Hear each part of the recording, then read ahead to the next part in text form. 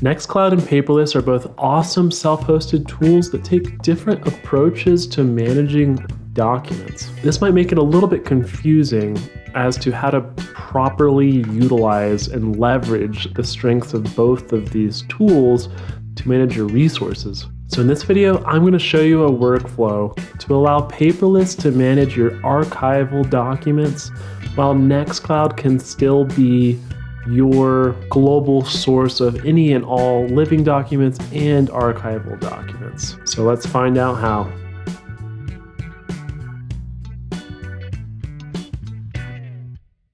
To determine how to manage the workflow of documents with both tools, you need to understand the point of both tools, what they're good at, and also what their capabilities are. So Nextcloud is really good at living documents and collaboration, right? It's a collaborative platform.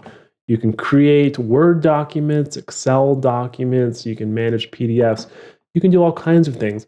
And just like people use their cloud storage, it can be for archival documents as well. These are documents that you don't really use all the time, but you have at your fingertips if you need them. Now, archival documents is what Paperless is all about. It's not really about living documents or collaboration, right? Paperless, the point of Paperless is take your mobile app, scan your bill and upload it, and then you are done with the paper. The tagging is all automated. It excels at tagging document types, that kind of thing. You don't want to have to be spending time using Nextcloud to organize documents when Paperless is so good at organizing them for you. That is what is going to dictate how we set up the workflow. The other consideration is just simply capabilities. So Nextcloud has the capability to index external libraries, meaning documents basically that it does not manage in its own file storage system. Paperless, on the other hand, does not have that capability. Now, you might think about the consume folder aspect that Paperless does have, but there's just no way of getting around the fact that Paperless does consume the files that go into the consume folder. It is not just indexing living documents in the consume folder. So therefore, what our workflow needs to look like is that Paperless is the source of truth for archival documents, because everything that Paperless can do, Nextcloud can index it. Whereas with Nextcloud documents, we have a combination of archival and living documents. And the living documents just are not really appropriate to go into Paperless. So I already have Paperless, Nextcloud, and even NGINX Proxy Manager up and running on this server. If you are not familiar with how to set these up, check out my tutorials in the description of this video. If I pull up my internet browser, you can see I have a nextcloud.thomaswildtech.com, a paperless.thomaswildtech.com, and we have our NGINX Proxy Manager where we point each of these services to their respective ports. Now, the first thing that we are going to look at is the archiving system of Paperless. And in order to do this, you do need to make sure you set a file name format in the .env file for Paperless. Now, you can set your file format to however you like, but just remember, this is actually going to be the file format that you're going to see in Nextcloud. So the way I like to do it is document type, then a subdirectory for the correspondent, then subdirectory for the year and title. Let's consider your tax documents. So you might have a folder for tax document and then subfolders for every correspondent. So that might be your company, that might be your home, that might be your wife's company. Wherever you're getting your tax documents from, you're going to have a folder for that. Then you can have a year folder. And in hindsight, this could be a good situation where you have the year folder in front of the correspondent. But in any case, you kind of get the point. And then in the year folder, you have the actual file name, which is the title. So let's go ahead and upload a couple documents to Paperless to see this file structure in action. So I'm going to upload a example W2 form. Let's upload a example 1099 form. And let's go ahead and do a car title, and let's do a birth certificate. So I'm going to let those go ahead and upload. They should be processing, and look at our documents. So we have the birth certificate, car title, 1099, and W2 form. Now, if we go ahead and look into the file structure of Paperless, I have these bind mounted right into the Paperless directory in my Docker applications. I'm going to look at the media folder, documents, and archive. And you can see that I have subdirectories of none, none, and the year, meaning that these don't have document types yet and they don't have correspondence. So let's go ahead and just change that real quick. So let's look at the W2. And of course, I can see the W2 form here. And that's funny that it's 1929. Let's go ahead and just change this to 2025. And let's change the correspondent to a company. So that's typically how I would classify that. So I'll go ahead and say Thomas Wild Tech. And of course, you can have better matching algorithms.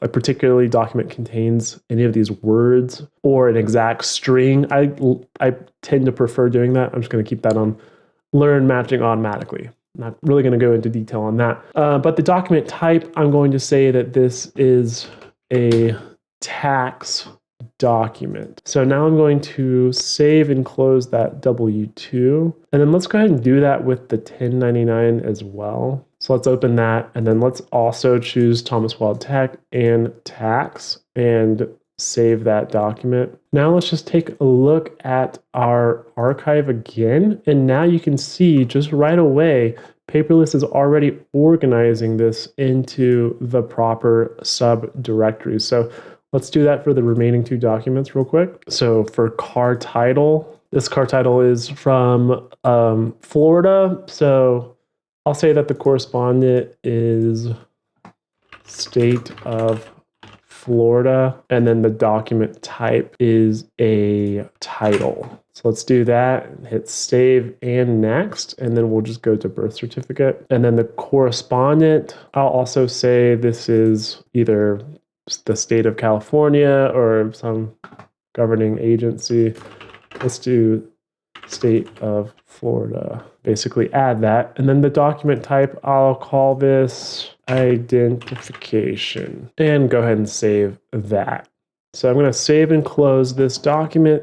Now everything has a correspondent and document type. Let's just go ahead and look back at our archive, and we can see that these are already up to date. Now, I don't think I really need to have a whole lot more documents to demonstrate this point. I think you're going to understand how this works just by looking at the file system here. Now, the next thing that we need to consider are the actual permissions on the files so that Nextcloud does have access to these files. And with the .env file that comes with Paperless, they give you the environmental variables for the user map as well as the user map for the group ID. So the user ID and group ID, which both default at 1000. Now, Nextcloud utilizes the www-data user, which is the ID of 33. So you can see that's actually why I set the group ID to be 33, because that is going to allow Nextcloud to be able to access these files. And let's go ahead and just check that real quick. So we'll go cd to paperless, media, documents, archive, identification, state of Florida, 2016. And I need to put these in quotes. And then let's just do a LSL. And we can see that we have the user Thomas and the user group www-data. Now what we need to do is give the Nextcloud container access to our paperless archive so that it can index it as an external library. So let's mount that location. So that's going to be my home, Thomas, Docker, paperless, media, documents, archive, and then we can just mount this to, let's do paperless archive, and we'll set that to read only. Okay, let's take this down and let's take it back up. So I'll go ahead and copy this path. This is the internal path inside of the container. So that's what Nextcloud sees as basically local storage. Go ahead and refresh Nextcloud here. And then let's go to administration settings. I'm sorry, actually, let's go to apps. And then we can go to featured apps and then find external storage support. So we're going to go ahead and click enable. And then now we can go to administration settings, go to external storage, and we're going to call this folder paperless. And then we will say local storage. And then the configuration is just the location. So I'll go ahead and paste in that paperless archive. And then I'll just go ahead and say that this is available for all people. Oh, and silly me, I didn't actually save the file. So let's go ahead and try this again and take it down. And let's take it back up again. Let's try refreshing this. And now it says that it's good. It is there. So let's hop over to files, and I should see this in my file structure as well as in the external storage. You can see it right there. And then when I go to paperless, I can see the folders that I set up: identification, tax, title. So here's that whole folder structure, and here's that document. So what's nice too is that any changes that I make to my folder structure in paperless are automatically just going to get reflected in Nextcloud, because Nextcloud is also indexing that file structure. Hope you guys found this tutorial useful. Hit that like and subscribe button if you would. I do really love this setup because I can have paperless be my source of truth for all of my archival documents, and I can still see them in Nextcloud, so that if I'm already interacting in Nextcloud and I know where to go to find a document, I can just go right to that location. So if you have any other questions, please leave them in the comments below, and I will see you next time, guys.